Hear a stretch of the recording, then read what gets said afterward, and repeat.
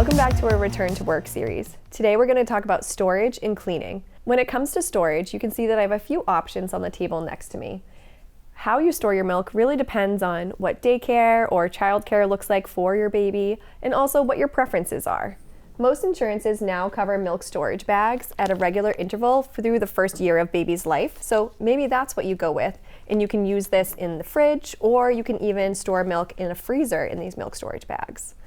You also might consider some of the containers that come with your pump, or a separate container that might be a little bit larger.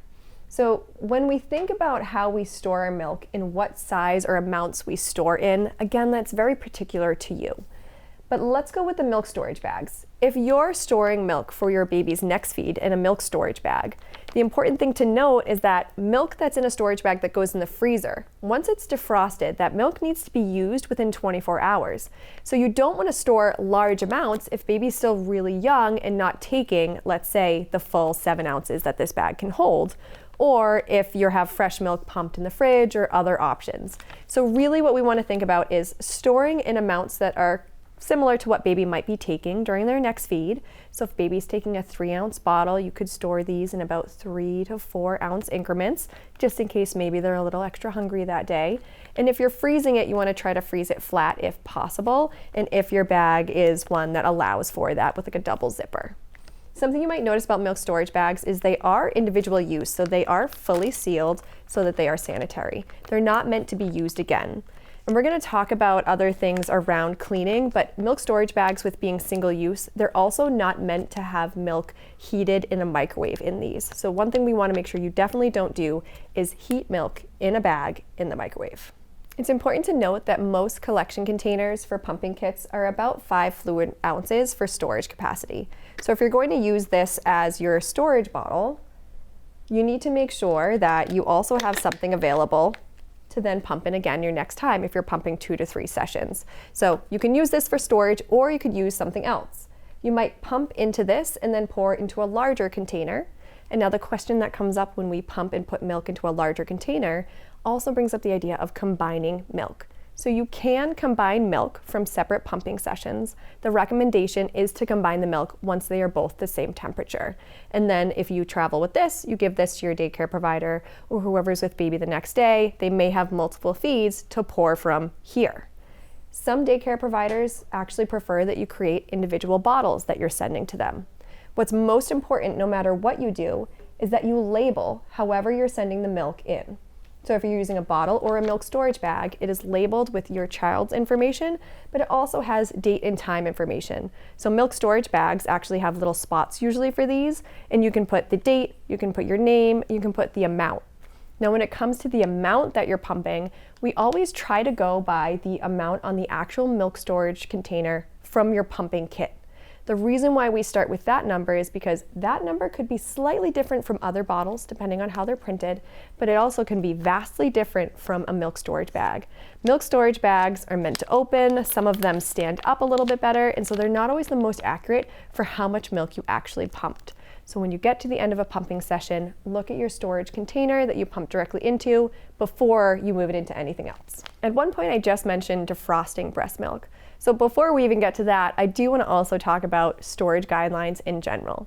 So the general rule or way people think about it is sometimes the 5-5-5 rule. I call it the 4-4-4 and 24 just because it expands it a little bit in a way that directly relates to pumping at work. So the first one is 4 hours on the counter. So milk that's freshly pumped, you can keep on the counter for around 4 hours.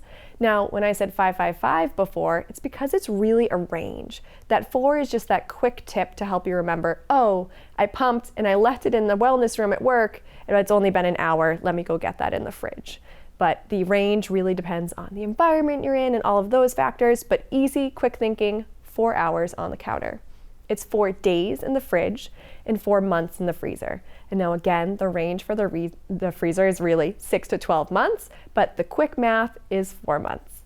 You also want to make sure for storage that whatever you put in first is what you use first. So you're going to trying to put that backlog of milk in. So all the newer stuff goes behind the older stuff, so that gets used first.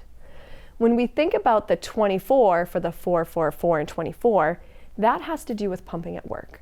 Not everybody has access to a fridge, or if they do, sometimes they don't feel comfortable storing their milk in that shared fridge at work. That's where a cooler comes into play. Milk is safe in a cooler with a solid ice block or ice for up to 24 hours, but you want to make sure that it stays cold the entire time. When it does come to a shared fridge at work, if you feel comfortable storing your milk in there, you might want to put it in a separate bag. It doesn't necessarily need to be a cooler if it's in the fridge, but if it just takes it away from the view of others, if that feels better to you, you could do that. You also, when you're putting milk in the fridge, you don't want to put it on the door of the fridge or too far to the front. And so if you feel like people might be moving things around to find their lunch or other stored items, you can put it in, again, in that separate bag, maybe towards the back, so that you know that nobody's really touching it on you. All right. You've had your pumping session, you stored your milk, and now we need to think about cleaning. First, the general cleaning guidelines per the CDC are to clean your pumping supplies after each pumping session. They also recommend that you're going to sanitize your pump parts at least once a day. So let's talk about what that might look like for you during your workday. If you're anything like me, sometimes I really didn't want to wash my parts between each session, just given I didn't want to do dishes during the day if I didn't have to. So if you're able to have multiple collection kits, then you can just pump and then store your milk and then use a clean collection kit for the next pumping session and then take all your pump parts home and wash them at the end of the day. But if you are washing them at work, it is a consideration of how am I going to wash them? In general, most people don't have a separate sink. So some wellness rooms or pumping rooms have a dedicated sink just for that. But even that, sometimes there's more than one person that uses it to pump. So no matter what sink you're using, you want to think about having a separate basin, just a Tupperware where you know it's clean, it's separate from anything else, and that's just where you're using to clean your pump parts in.